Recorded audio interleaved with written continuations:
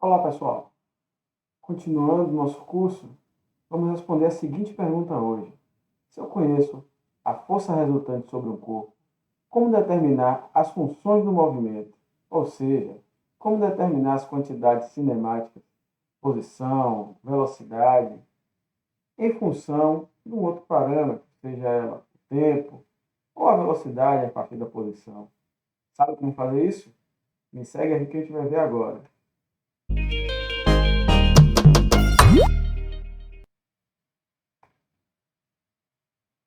Bem, pessoal, o tema hoje é funções do movimento para uma partícula. Hoje a gente vai entender como é que, conhecendo a força resultante sobre o corpo, a gente pode determinar as funções cinemáticas associadas ao movimento, as funções do movimento.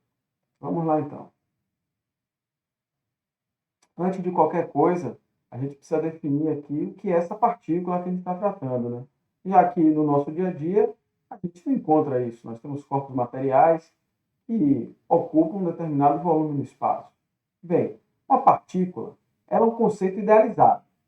Nesse conceito, nós vamos abstrair de um corpo material o seu volume que ele ocupa e vamos construir um ponto material, ou seja, uma partícula. Uma partícula vai ser esse ponto material que não ocupa um volume no espaço e eu posso identificar a sua localização pela posição em que esse ponto ocupa. Tá? Esse é um conceito bastante interessante e bastante útil na nossa construção da teoria aqui, como a gente vai ver. Bem, o problema é o seguinte: eu conheço a força F aplicada a um corpo. Então, da segunda lei de Newton, eu tenho aqui que a massa vezes a aceleração é igual a essa força. Bem, observe que se eu conheço F, o meu problema se torna resolver essa equação diferencial de segunda ordem para as três coordenadas do meu vetor posição, x1, x2 e x3, em função do tempo. A força, porém, ela pode depender das quantidades cinemáticas, posição, velocidade, esse parâmetro que é o tempo. Né? Dependendo da dependência, trocadilho aí, dessa força com essas coordenadas aqui, com essas quantidades cinemáticas, o problema pode se tornar complicado de resolver. Né? Vamos aqui tratar, nesse vídeo de hoje, alguns exemplos simples dessa dependência da força F.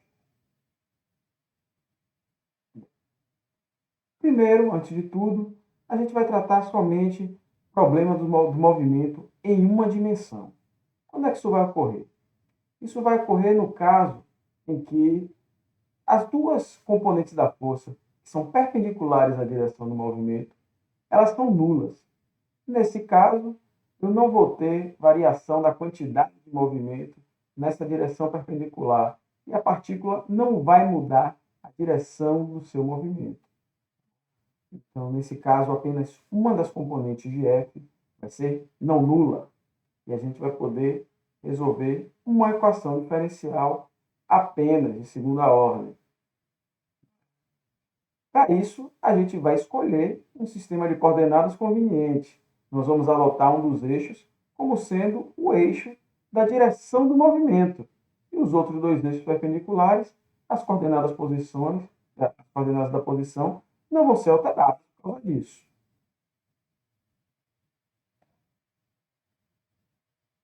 Bem, vamos começar então. Primeiro de tudo, se eu conheço se eu tenho uma equação da aceleração, em função da força dividida pela massa, nós vamos assumir aqui que a dependência dessa força é exclusivamente no tempo. Ela não depende da posição, não depende da velocidade, ela é única e exclusivamente uma função do tempo. Assim sendo, a minha aceleração eu posso escrever como a derivada temporal da velocidade, e eu posso escrever o diferencial dessa velocidade como sendo o coeficiente da força sobre a massa vezes a diferencial do tempo. Minha questão, eu posso integrar. Se eu integrar dv de uma velocidade inicial que eu conheço, é uma das condições iniciais do meu problema, se vocês forem lembrar lá das aulas de equações diferenciais que vocês tiveram, para resolver uma equação de segunda ordem, eu vou precisar conhecer duas condições iniciais ou condições de contorno. No caso de uma equação diferencial de primeira ordem, eu preciso conhecer uma condição, né? Que é o caso aqui. Como eu estou resolvendo para velocidade, é uma equação de segunda ordem, que era da posição, passa a ser uma equação de primeira ordem. E aí eu preciso conhecer V0. Então, se eu integro de V0 até o V de um tempo t, que eu quero conhecer, eu tenho que a integral da diferencial da velocidade vai ser a diferença da velocidade nesses dois extremos de integração. Nesse instante em que V0 em que V é igual a V0, é o instante t igual a t0 inicial.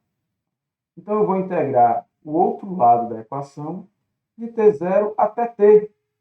E aí eu fiz uma mudança de variável, como tinha t lá, eu chamei de t', só para diferenciar a variável de integração dos seus limites de integração, já que eu quero escrever uma função da velocidade em função desse tempo. Está aqui.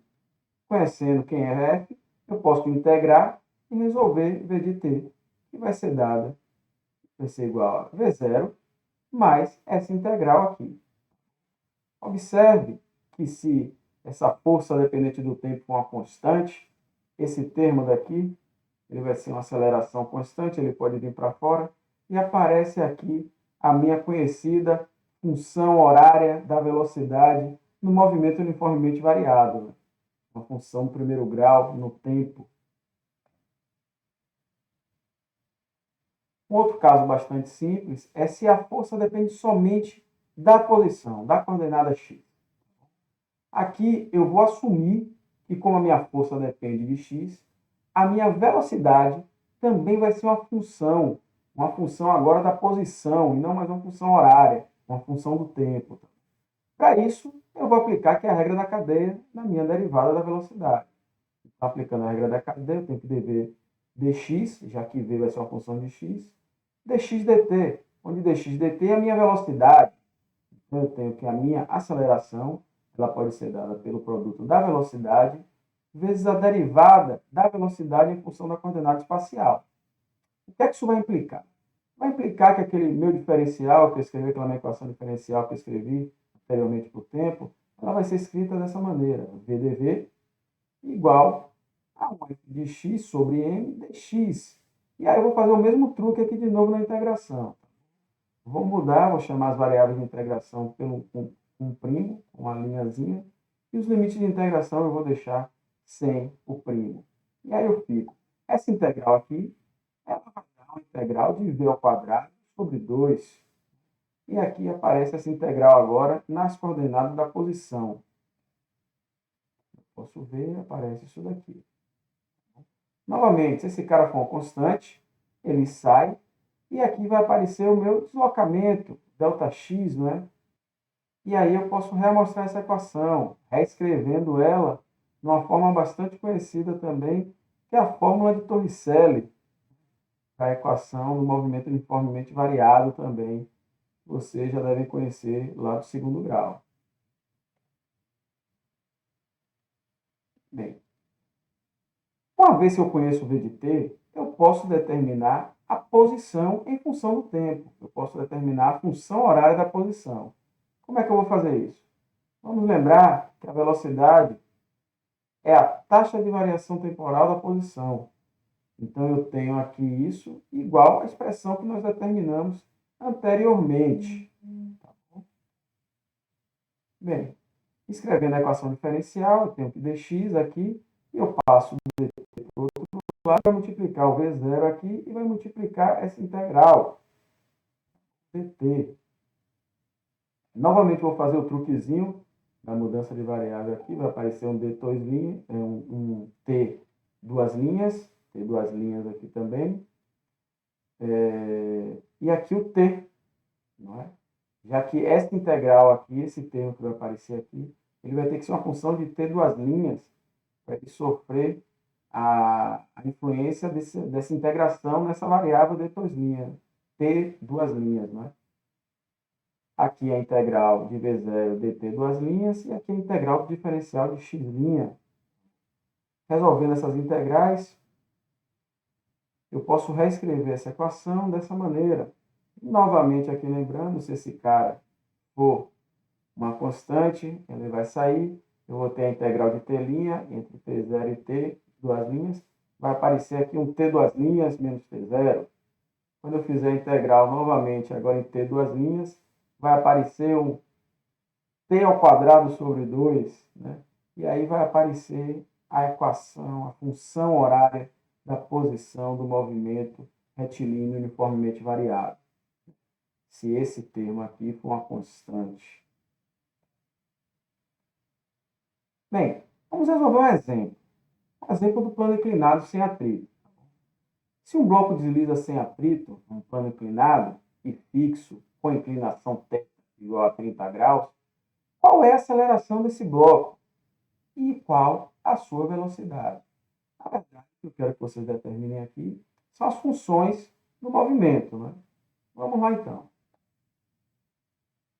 Primeira coisa, esse bloco, eu estou desenhando aqui um bloco, mas eu vou tratar ele como se fosse uma partícula, onde as forças que atuam sobre esse bloco estão atuando sobre esse ponto. Aqui eu tenho a força de reação normal ao apoio à superfície e aqui a força peso. Primeira coisa que eu tenho que conhecer é a força resultante sobre o corpo, para daí começar a resolver as minhas equações diferenciais. Vamos seguir então aqui. Bem, primeira coisa, escrever o meu sistema de referência, onde eu vou colocar um eixo paralelo ao plano, já que eu sei que o movimento é sobre esse plano. Então, somente a coordenada desse eixo é que vai variar com o tempo. A coordenada x duas linhas e x três linhas, que é um eixo perpendicular à tela aí, elas não vão mudar com o tempo. Vou decompor a minha força-peso em uma componente na direção do eixo x2 e na direção do eixo x1. Bem, como eu sei que a força perpendicular ao deslocamento, a direção do movimento, ela vai ser nula, eu tenho que a força resultante, ou módulo da força resultante, menos o módulo da força da componente P2 do peso, ela tem que ser nula. Minha força resultante tem a direção do movimento, ou seja, P1, o módulo de P1 é igual ao módulo da minha força resultante. Assim sendo, eu tenho que P1, que vai ser dado pela componente do peso, mg, né, vezes o seno de θ. Observe que o ângulo do plano aqui vai ser o mesmo do ângulo aqui formado entre a componente P2 e P, vai ser igual à minha força resultante, massa da aceleração. Minha aceleração, então, é g seno de θ. Minha aceleração é uma constante, né? A gravidade é assumida constante aqui, já que são deslocamentos pequenos, a altura não varia muito, apesar da gente saber que a gravidade é uma função dessa posição, da altura, né? Com ela, da distância com relação ao centro da Terra, mas para propósitos maiores, dentro do modelo que eu estou querendo trabalhar aqui, assumir a aceleração da gravidade constante não é nenhum problema. A gente pode fazer isso. E o plano inclinado é fixo, essa inclinação ela não muda. Então, a minha aceleração é constante. Vamos determinar V, então. Bem, a minha aceleração constante vai ser por isso. Escrevendo a equação diferencial, eu tenho isso, e integrando, eu vou encontrar essas duas integrais aqui. Esse cara é constante, ele sai da integração, eu vou integrar dt' aqui, achando essa expressão, onde aqui está a minha aceleração, e ela é a equação do movimento uniformemente variável, como já era de se esperar. O movimento com aceleração constante, a minha função horária da velocidade é a função horária do movimento retilíneo uniformemente variável, desculpe, uniformemente variável, onde a minha aceleração é dada pela componente da gravidade na direção do plano, g seno θ. Eu posso resolver a velocidade também para a posição, né? Já que minha força é constante, eu posso escrevê-la como sendo a função da posição, que é constante, ela não vai mudar também, né? E assim, assumindo que a velocidade pode ser escrita em função da posição, eu vou aplicar a regra da cadeia e eu sei que minha aceleração é constante. Escrevendo minha equação diferencial aqui, tenho isso, onde agora eu tenho um dx ao invés de dt. Faço a integração, agora eu tenho v' e dv', e aqui eu tenho o dx' ainda. Esse termo é constante, ele vai sair, vai aparecer o ΔX aqui. E aqui um v ao quadrado sobre 2. Olha aí a equação de Torricelli, que a gente já tinha falado anteriormente, né? Aqui a minha aceleração sendo multiplicada pelo 2 e pelo deslocamento. Por fim, vamos resolver o plano, a função horária da posição nesse plano inclinado sem atrito. Então, conhecendo a solução para V, né? Então, eu tenho que ver a derivada na posição. Eu já sei aqui quem é, onde eu estou assumindo aqui que T0 é igual a zero, para simplificar a minha equação, tá bom? Isso não tem problema nenhum. Eu vou escrever minha equação diferencial dx, vou passar dt multiplicando esses dois carinhas, vai aparecer isso daqui. Resolvendo novamente a integral, onde eu vou de x0, que é uma outra condição inicial que eu devo conhecer para resolver o meu problema. Devo conhecer a posição inicial e a velocidade inicial. Sem isso, o meu sistema fica indeterminado, né? Ele fica... eu não tenho uma solução particular dessa equação, né? Eu vou ter uma solução geral, e que eu preciso determinar essas condições iniciais, então, para ter uma solução particular desse sistema. Então, t vai de novo de t0 a t0 a t aqui. Resolvendo essas integrais, eu chego nessa equação. Bem, aqui eu posso rearrumar e escrever a minha função horária da posição do movimento retilíneo uniformemente variado. Aqui está uma equação do segundo grau, no tempo, né? A gente era de se esperar. E a minha aceleração constante aparecendo novamente aqui. Ó. Bem, pessoal, hoje nós falamos um pouquinho sobre funções horárias do movimento. Não só horárias, né?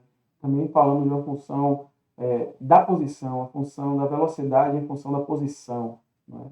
Essas equações são conhecidas como as funções do movimento. Né?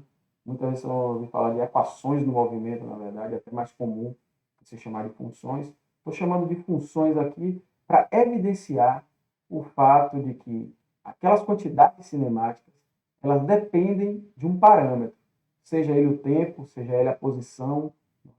Então, é importante a gente ter isso em mente sempre, quando a gente for para a sala de aula ensinar para os nossos alunos essas questões sobre as funções horárias do movimento. Não só horárias, repetir horárias aqui, mas pode ser uma função também de uma quantidade em função da posição. Tá bom? Espero que vocês tenham curtido o vídeo de hoje e nos vemos nos próximos. Até lá!